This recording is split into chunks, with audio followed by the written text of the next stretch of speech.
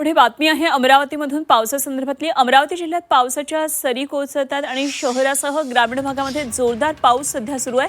पावसाच्या हजेरीनं बळीराजा सुखावल्या। 2 दिवस जिल्ह्याला आता पावसाचा अलर्ट दिलेला आहे। अमरावतीकरांसह बळीराजाची धाकधूक वाढवणाऱ्या पावसाचा खंड आता अखेर संपलेला आहे आणि पावसानं अमरावती शहर आणि परिसरात जोरदार पुनरागमन केलंय।